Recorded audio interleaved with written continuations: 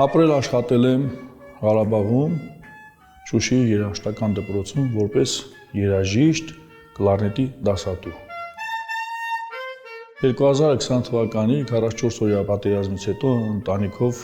բնակություն հաստատեցինք Հայաստանի Հանրապետության Գորիս քաղաքում ու մինչ օրս ապրում ենք Գորիսում։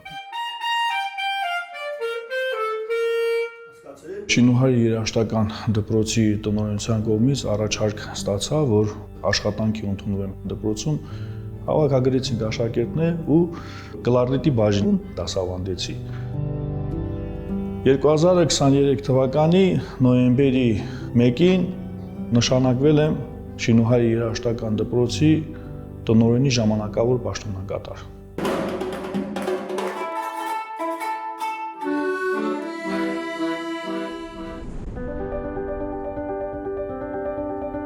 Դպրոցը ունի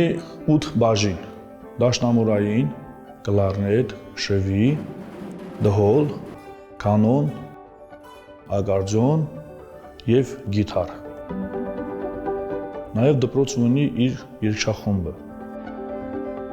Աշակերտները մենակ Շինուհար գյուղից չեն, նաեւ կողի բնակավայրերից են՝ Խոտ գյուղից, Հալիձորից, Սևարանցից, Տանձատափից, Հարժիսից։ Ու ես նկատել եմ, որ գյուղի երեխաների մեջ ավելի մեծ սեր կա դեպի երաժշտություն, ավելի մեծ եռանդ կա։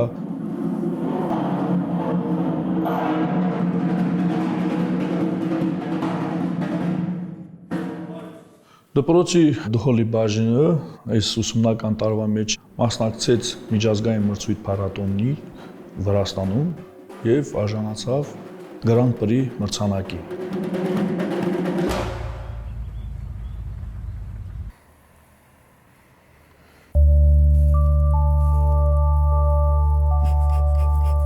Բացի երաժշտությունից նաև զբաղվում եմ մեղվաբուծությամբ, ունեմ մեղվաընտանիքներ։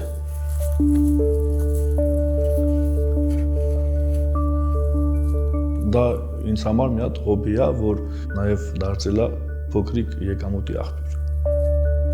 Շատ հետաքրքիր է մեղվի հետ աշխատելը, ամեն անգամ մի նոր բան ես բացահայտում։ Նպատակս այն է, որ արդեն զբաղվեմ մայրաբուծությամբ, քանի որ դրսից է ներկրվում, ուզում եմ, որ այդ նոր սերնդի մայրերից ունենամ ու ունենանք մեր տեղականը։ Ամեն մարդ պետք է զբաղվի իր մասնագիտությունով, իր աշխատանքով։ Երաժիշտը երաժշտությամբ, անասնաբուժը իր աշխատանքով, բժիշկը բժիշկ, դասատուն իր գործը անի, նախարարը իր գործը անի, այդ ամեն մարդ եթե իր գործը անի, ամեն ինչ իր տեղում կլինի։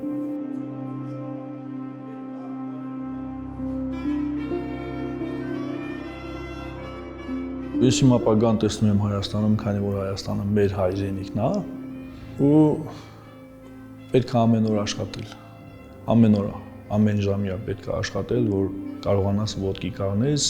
կյանքը շարունակվում է։ Չէ որ ունենք ընտանիք, պետք է մեր երեխաների ապագայի համար մտածել, կրթվեն, մեր ազգի պիտանի մարդիկ դառնան։